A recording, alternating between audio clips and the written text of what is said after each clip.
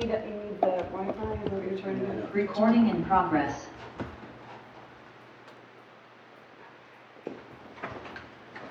Okay. We have returned from our executive session and are now starting our public meeting of the Chatham Township Committee. Good evening and welcome to the public meeting of the Chatham Township Committee on May 10th, 2022. Let's all rise for the Pledge of Allegiance. I pledge allegiance to the flag of the United States of America and to the republic for which it stands, one nation, under God, indivisible, with liberty and justice for all. You thought it was an apple, but it was green. Correct. Okay. So to start this evening, we have an update on our administrative staffing for the residents. Our township administrator, Bob Hoffman, formally resigned effective today. A search committee of myself and Committeewoman Ewald will take on the role of finding a new township administrator. In the meantime, we will seek to put a temporary administrator in place while we conduct a comprehensive search for a qualified administrator. We are very fortunate in Chatham Township to have qualified department heads with extensive experience. These leaders are more than capable of executing daily operations of our township.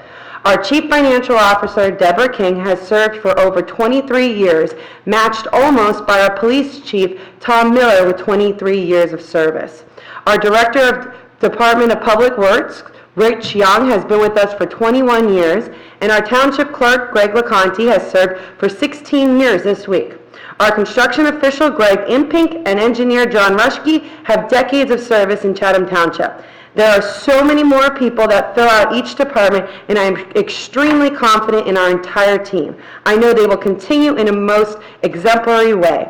In the short term, questions or concerns involving municipal activities or functions can be directed to our clerk or our CFO. They will be stepping up and help us in the interim period. I ask for added understanding from all committee chairs, commission members, and every level of volunteer to respect our staff's time and to limit requests appropriately.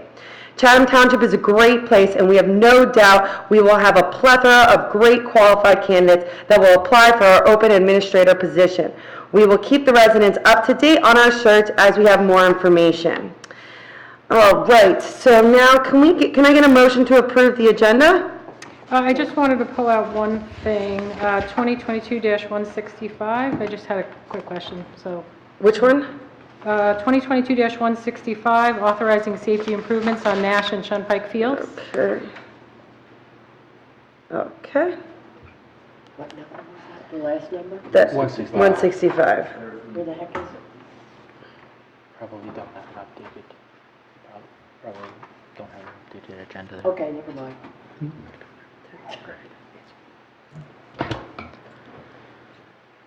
All right, now is there a motion to approve the agenda I move we with approve that the resolution agenda pulled out? as revised, yes. Is there a second? Second. Is this an all in favor? Aye. Aye. All right, now I'm going to go right into, so we have two proclamations this evening. The first one is for Celiac Disease Awareness Month. Whereas celiac disease or gluten intolerance is an autoimmune disease that affects 1 in every 133 people in the United States, and whereas research indicates that there is approximately 3 million people with celiac disease in the United States and approximately 120,000 have been diagnosed, and whereas 1 in 22 first-degree relatives of people with celiac disease may also be affected, and whereas celiac disease may take an average of 11 years to be diagnosed after the initial onset of symptoms, and whereas celiac disease affects equal percentages of men and women and may have severe, varied, detrimental effects on the body, and whereas people with celiac disease may have other autoimmune diseases, including type 1 diabetes, thyroid disease, rheumatoid arthritis, systemic lupus, whereas the only known treatment for celiac disease is strict adherence to a gluten-free diet, and whereas children with celiac disease require access to their medically prescribed diet while at school and during school-based activities, and whereas the National Institute of Health Consensus Development Conference on Celiac Disease held in 2004 found that the consultation with a skilled dietitian and the identification and treatment of nutritional deficiencies were key elements in the management of celiac disease. And whereas the consensus panel on celiac disease recommended that standardization of serological tests and pathogenic criteria for the diagnosis of celiac disease, the adoption of a standard definition of a gluten-free diet based on objective evidence such as that as being developed by the American Dietetic Association, and development of the adequate testing procedures to determine the amount of gluten-free foods and the definition of standards for gluten-free foods in the United States laid the foundation for rational food labeling. And whereas increased recognition and awareness of celiac disease will have a significant positive impact on the quality of life of people with celiac disease. Now, therefore, I, Ashley Fleece, Mayor of Chatham Township, do hereby proclaim May 2022 as Celiac Disease Awareness Month in the Township of Chatham. The next proclamation we have this evening is the Mental Health Awareness Month, and we are lucky to be joined by accepting the proclamation tonight by Molly Ritter, Catalina McBride, and Jane Middleton of Chatham Teens for Mental Health. So I'm going to go ahead and read this into the record, and then you can come up and present it and accept it.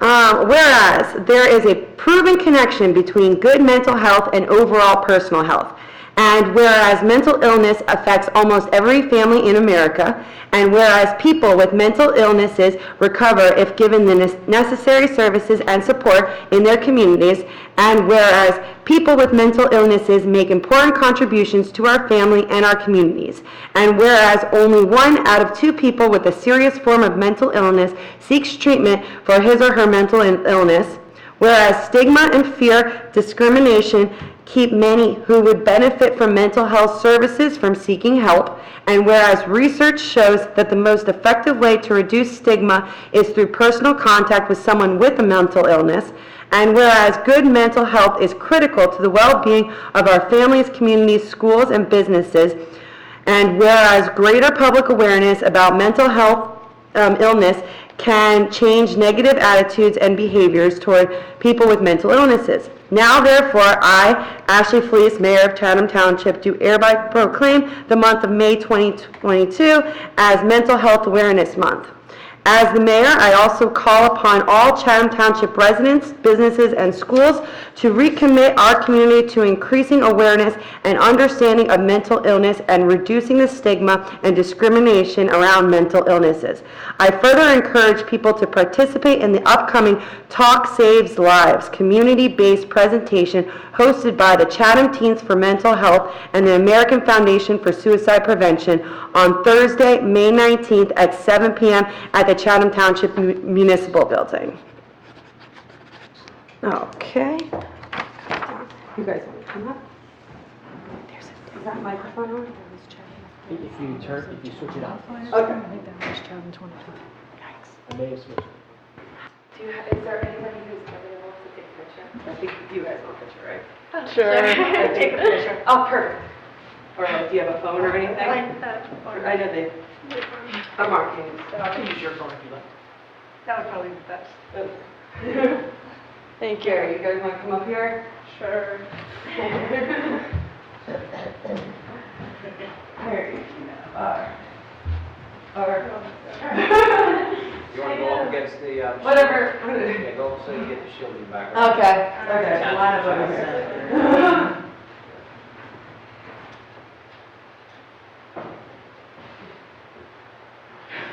Sorry, it's not a better paper.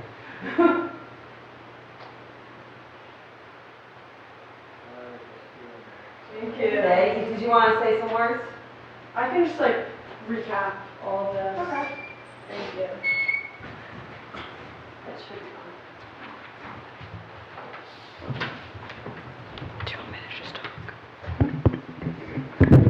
My name is Molly Ritter, and I'm joined by Officers Olivia Shahadi and Catalina McBride of Chatham Teens for Mental Health. We want to thank you for the proclamation and help bringing awareness of Mental Health Awareness Month.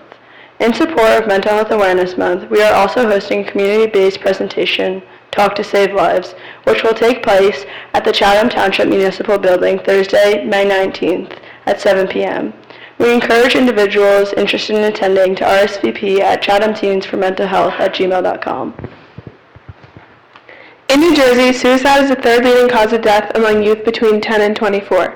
We hope that through this community forum, teenagers, their parents, and others will gain a better understanding of the risks and warning signs of suicide and learn what they can do to prevent it. We hope this conversation will help remove the stigma around mental illness and bring the needed attention that is needed around this important issue.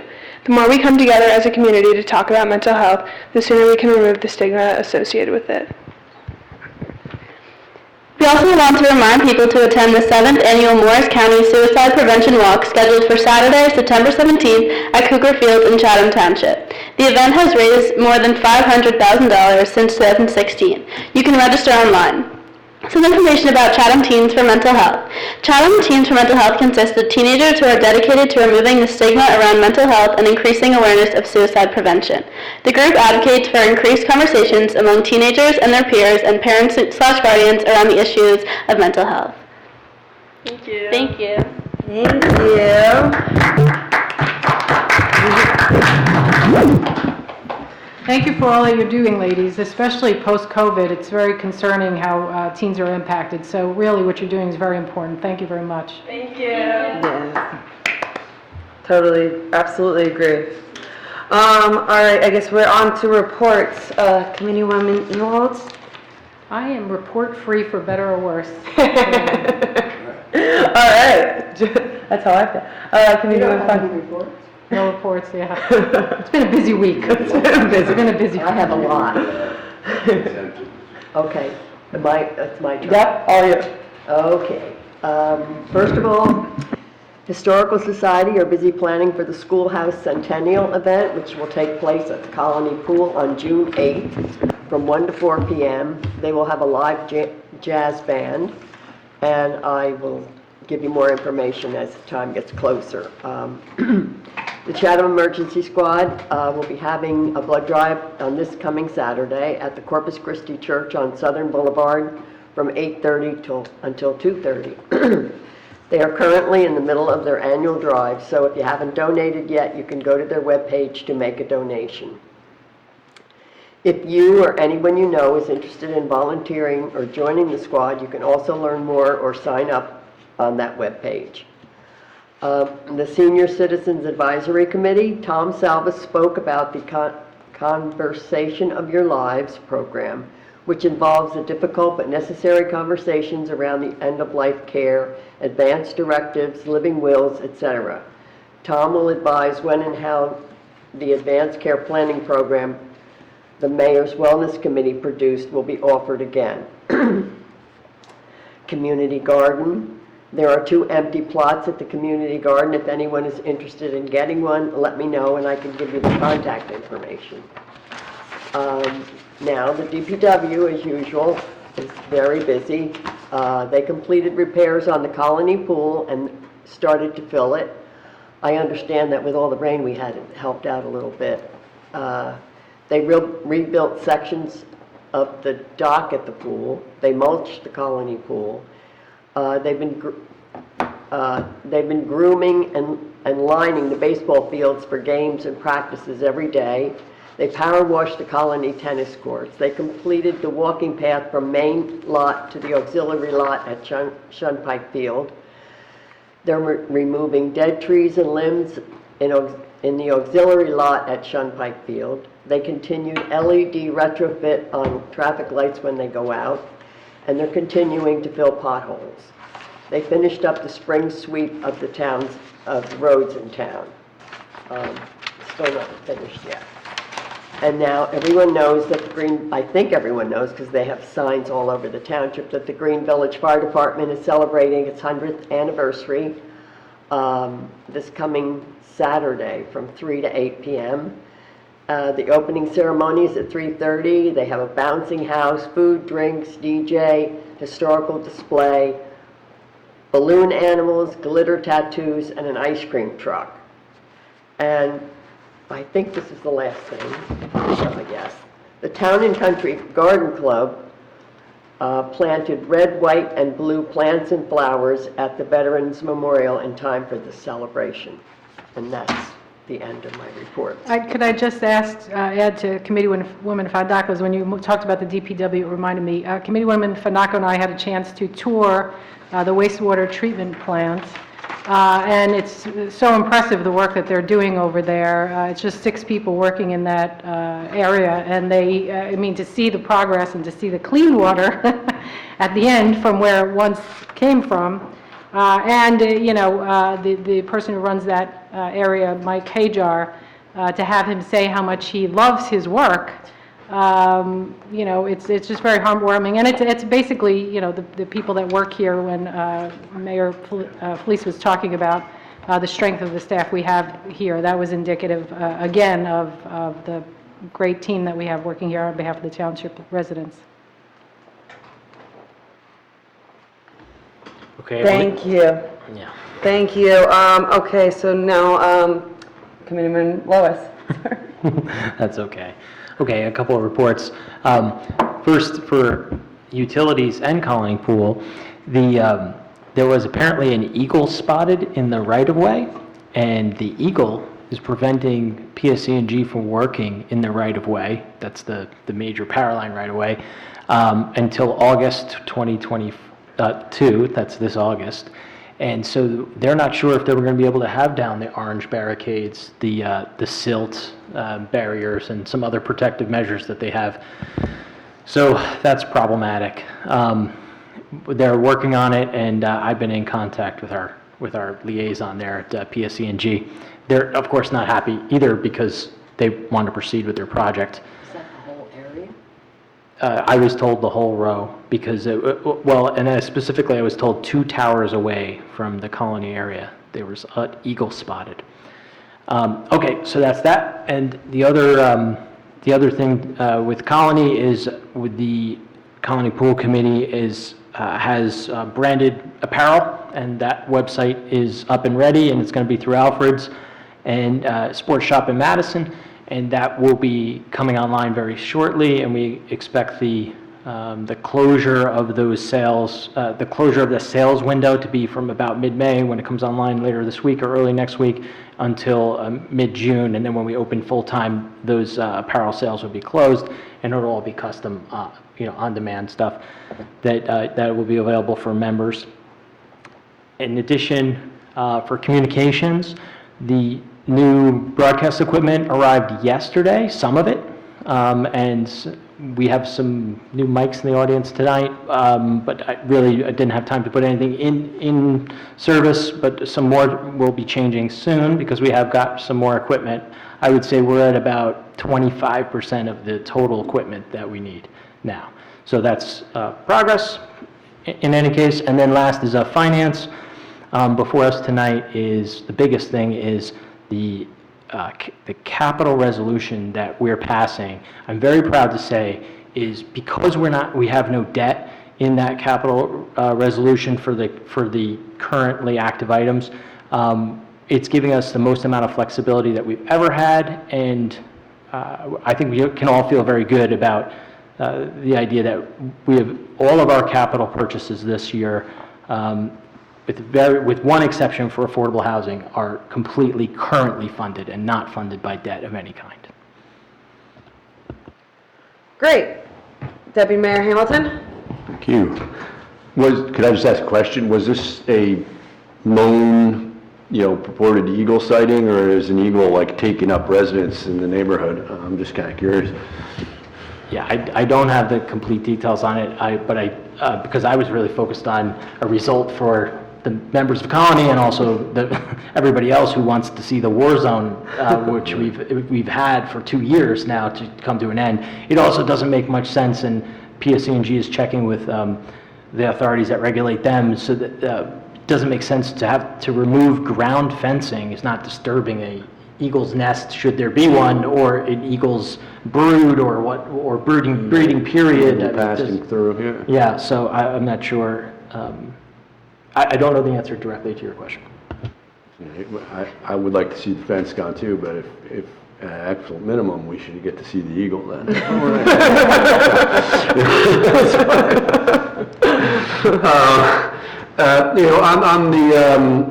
On the library, the Chatham's front, not much to report other than the good news. We had previously reported the completion of the, as usual and always successful, Friends of the Library book sale that has now been tabulated, and its sort of official presentation is going to be on Wednesday of this week, I believe, tomorrow, I guess, and in the amount of, kind of coincidental amount of $30,001 was what they're going to be able to donate the Friends, so thank them for that.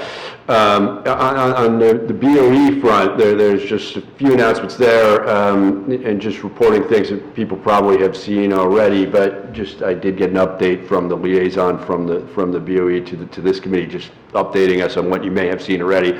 A couple movements over there. The president, the principal of Chatham High School, who has been there for quite some time, has decided to move on and accept the position as the superintendent of schools in another town. And similarly, the assistant superintendent, Dr. Chase, has also chosen to move on and accept a superintendent job in another town. Thankfully, we have a number of talented candidates right here in the town, and the new principal of Chatham High, Doug Walker, has been the assistant principal for 10 years, and we expect him to do a good job. And he's going to be replaced as the assistant principal by Connor, I can't remember, Hanson, who is currently the Dean of Students, and the new superintendent is going to be Dr. Mary Donahoe, who's currently a Director of Curriculum in Harding Township, but is a longtime Chatham Township resident, and was chosen from a pretty amazing pool of 71 people who applied for that job, and was deemed to be the best candidate. And that's what we have there, and, as always, make sure to lock your car. Thank you. We're going to move on to the hearing of citizens. What about John? Oh, yeah, I'm sorry. Why do I always do that? And John? I'm sorry, but Alex, I'm getting a message that FiOS doesn't have the broadcast feed or the audio feed. I don't know if there's something we could do about that, but I'm sorry to interrupt. I just wanted to... Sorry, Okay. John. Thanks, Mayor. I just want to note, just make a note regarding the Resolution 2022-60, which is a change order for the work related to the resurfacing of Noe Avenue. And this resolution is related to the sidewalk. This is 160? Oh, yeah. 160, Okay. correct, 160. And the change order doesn't represent that the project went over budget. When I typically, the Morris County Co-op, it's not we don't have a set fee. It's based on the quantity of the actual place. For paving, it's per ton. We pay per ton. And with this, we pay per square yard of sidewalk. And I do tend to put the quantity under the Morris County awards low, purposely low, because the PO that's issued is based on the resolution. And it's just, I do this only because it alerts the contractor that, keep the forms tight, keep the budget, within the budget. So we tend to, on the co-ops, I actually put the quantity in low so that the contractor doesn't go over our budget. So I always have a contingency to account for these type of change orders that come through. So I just want to make sure that it's clear that it doesn't represent an over budget. It just represents that I purposely keep the quantities and the resolutions low. All right, thank you. And that's all I have. Thank you. Mr. King, do you have any reports? I have nothing to report, thank you. Thank you. All right. Greg, did you have anything to report? Just that COVID is still spreading. Be careful. We lost your voice. No, all right. Sick. Even if you feel well, still get tested because you don't know who you might spread it to. Thank you. Okay, so we're going to move on to the public hearing of citizens. Our public hearing of citizens is guided by New Jersey Governor's, I guess there's no I should probably take that out. At this time, the committee meeting room is open to the public, and we look forward to having you join us. Additionally, this meeting is made available for public participation remotely. If you're watching cable TV on Comcast Channel 29 or Fios Channel 26, you can participate in the public comment session of this meeting by dialing the phone numbers which are listed on the agenda and which are shown on your TV screen. Please dial *9 to raise your hand. If you're watching via Zoom, you may speak during the public comment session by following the Zoom instructions to raise your hand. Whether in person or online, when you are recognized to speak, please say your name, spell your last name, and give your street number. As a reminder, all public comments will be limited to 5 minutes. Rather than use any of your time answering questions, we will wait until you finish speaking before responding. Each member of the public will be limited to one comment during the public comments period. Written comments submitted to the township clerk before 3 p.m. today will be read during the public comment sessions. Written comments are subject to the same guidelines as oral comments. Duplicative written comments may be summarized rather than read in full, according to the guidelines issued by the New Jersey Division of Local Government Services. Greg, have there been any written comments submitted? No, there have not. All right. Then we will, is anybody interested in, go ahead. You may have to just turn the mic on. There's just a switch How do I right, do that? there's a switch right there, a little higher. Up higher? I'll be happy to come down. Yeah. I've got it. Good evening. Ooh, loud. I'm Jamie O'Brien. I'm a resident of Chatham Township. I'm also a member of Moms Demand Action, and I am following up on a request that I made to the council, again, for the issuance this year of a proclamation declaring the first Friday of June, which this year is June 3rd, National Gun Violence Awareness Day, or as we like to call it, we're Orange Day. On this day, we honor victims and survivors of gun violence. We organize events to honor those lives and to raise awareness of gun violence as a public health issue. I have some rather sobering numbers, I think, that we all need to remember, and that's that gun violence claims the lives, gun suicide rather, claims the lives of 24,000 people per year. Each year, 16,000 other people die by virtue of gun homicide, and approximately 3 million children witness gun violence each year in their own lives. We are lucky in Chatham Township in that our council has always supported a proclamation that we've requested to declare that date in June to recognize the victims and survivors of gun violence, and I hope we will see that again this year. I should say that in the past there have been events. They've usually been in Morristown, which I guess makes sense. But last year our event was split between Chatham and Madison, the biggest part of the event being in Madison. This year the main event is here, it's in Chatham Borough on Friday afternoon and on Saturday morning. And we will have speakers and information about ways in which to stem the tide of gun violence to the extent that we can do that. And certainly, I wish that I didn't have to come here and talk about this, but it is essential that we do so. And I appreciate the attention and time and appreciation that the council has shown to this issue.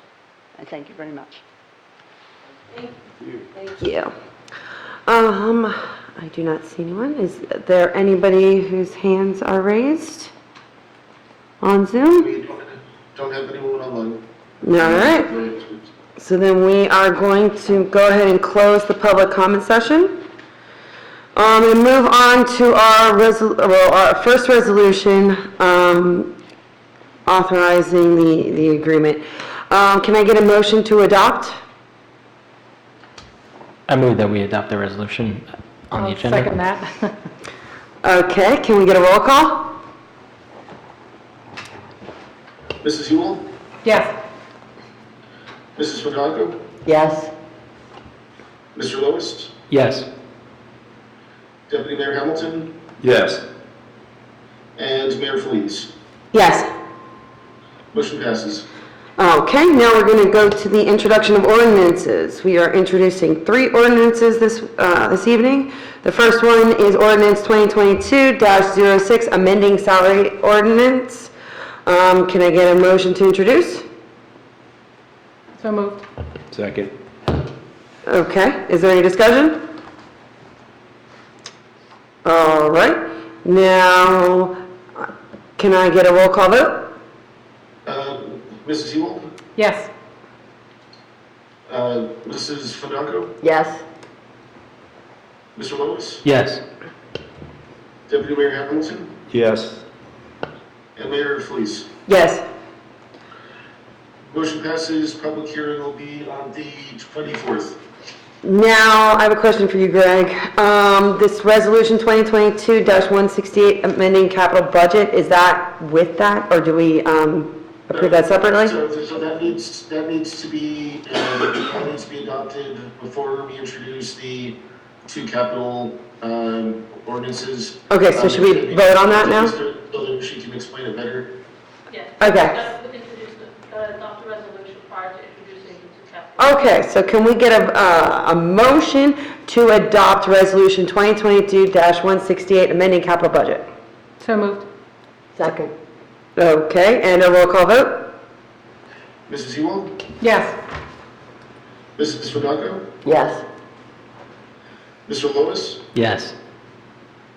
Deputy Mayor Hamilton, Yes. and Mayor Felice. Yes. Motion passes. Okay, now we are introducing ordinance 2022-07, capital ordinance. Can I get a motion to introduce? Yeah, so moved. Second. Is there any discussion? All right, and a roll call vote? Mrs. Ewell, Yes. Mrs. Fidalgo. Yes. That was a yes. Yeah. Speak up because I can barely hear you guys. Mr. Lewis, Yes. Deputy Mayor Hamilton, Yes. and Mayor Felice. Yes. Motion passes. Public hearing on the 24th. And now we are going to introduce ordinance 2022-08, sewer utility capital ordinance. Can I get a motion to introduce? So moved. I'll second that motion. Okay, any discussion? All right, let's go a roll call vote. Mrs. Ewell, Yes. Mrs. Fidalgo, Yes. Mr. Lewis, Yes. Deputy Mayor Hamilton, Yes. and Mayor Felice. Yes. Motion passes. Public hearing on the 24th. Thank you. Now we're going to move on to our consent agenda. So can we get a motion to adopt all the resolutions on there except resolution 165 that has been pulled out? So moved. Is there a second? Second. And roll call vote? Mrs. Ewell, Yes. Mrs. Fidalgo, Yes.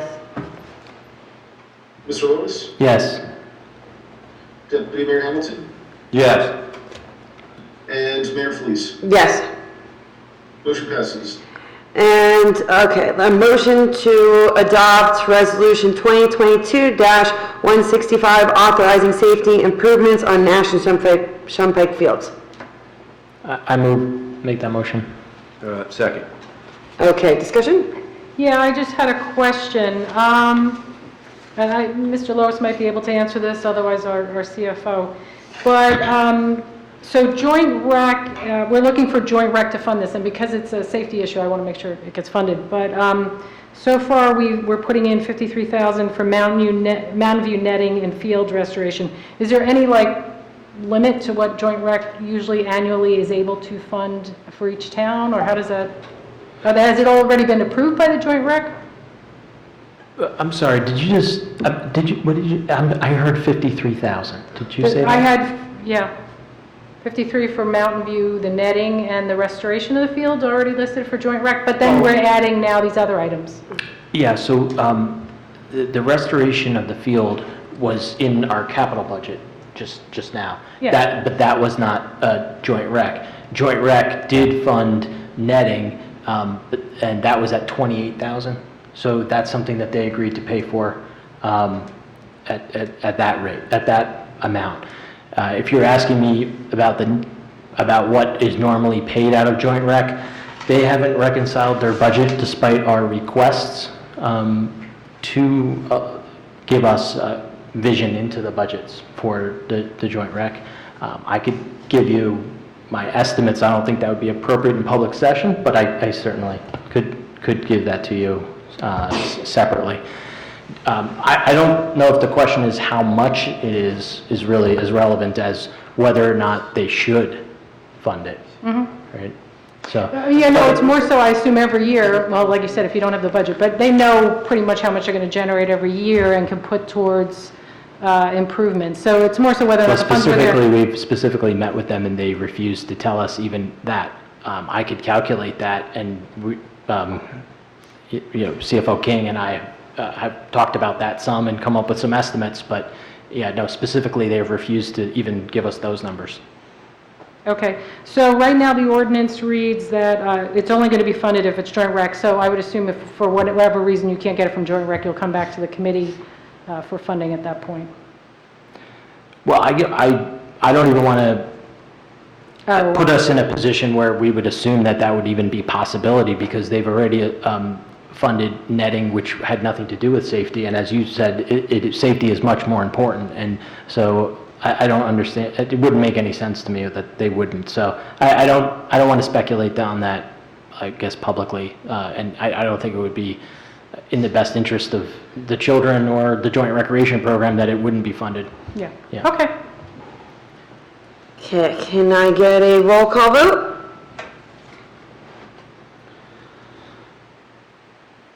Mrs. Ewell? Yes? Mrs. Fandaka? Yes. Mr. Lois? Yes.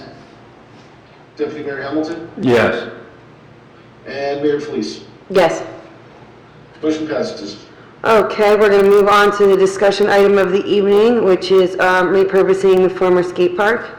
Committeewoman Ewald, you had requested this to be added. Do you want to Yeah, start so off? I had received a couple of comments from residents. One was former mayor on the Township Committee, concerned with the way the skate park, the former skate park, looks next to our new Arbor Green development.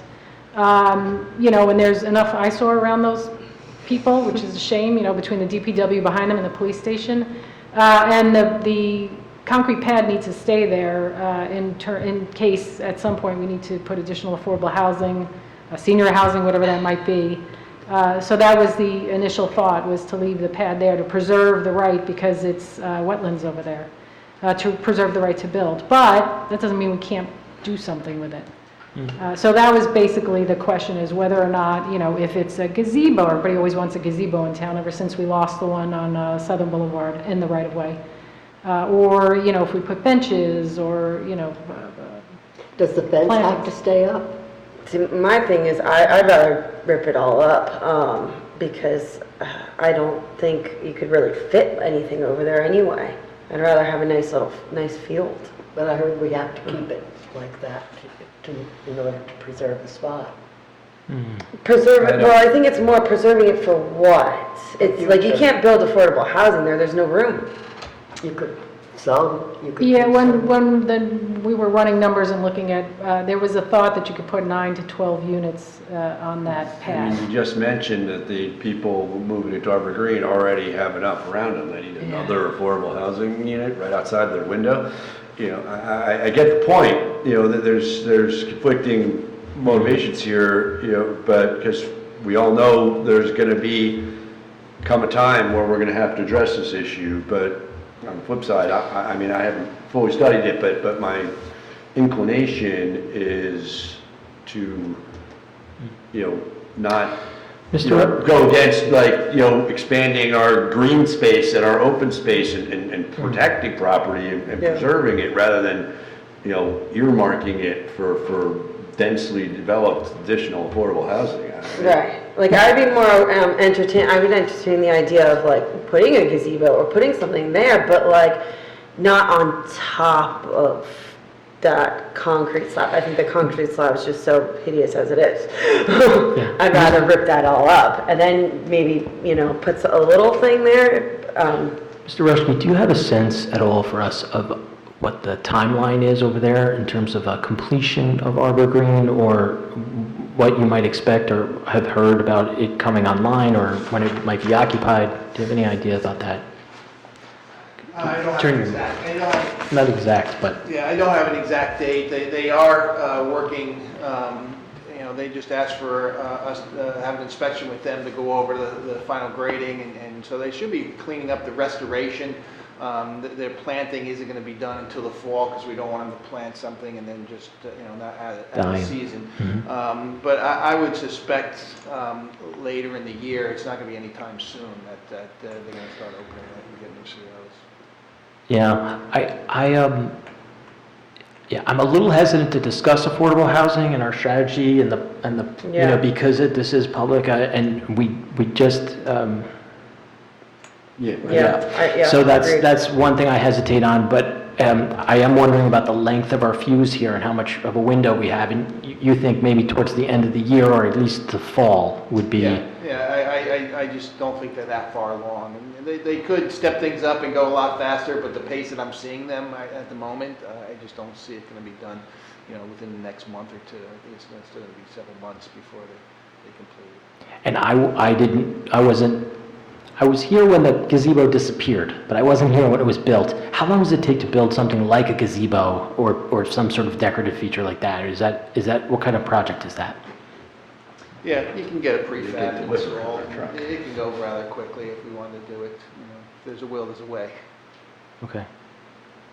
But certainly the fencing, it is, if you want to start doing it in phases, start to clean it up.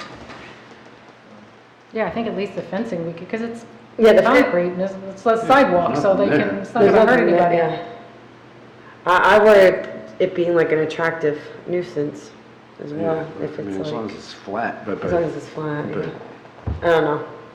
It seems like there might be two attorney questions here then, from Yeah. a risk point of view, and then also from from the other angle as Yeah. well, so. I do think, I agree with Committee Member Willis that this is not exactly the topic that for discussion, not necessarily the topic, but just a point of clarification, I think, is, the statement was made that we have to preserve the pad. That's been suggested, but just to be clear, we are not under any obligation to anybody with respect to that spot. Like, it's not part of our settlement. It's not nothing, we don't have to do anything. Absolutely. Right. There's no commitment at all at the moment for that. I just wanted to make sure. It is zoned Even if you for, remove that concrete, I don't think that would take any vested rights from you because you still own it. Yeah. It wasn't a foundation of the building, it was impervious coverage, but I don't know that would necessarily create any issue with affordable housing.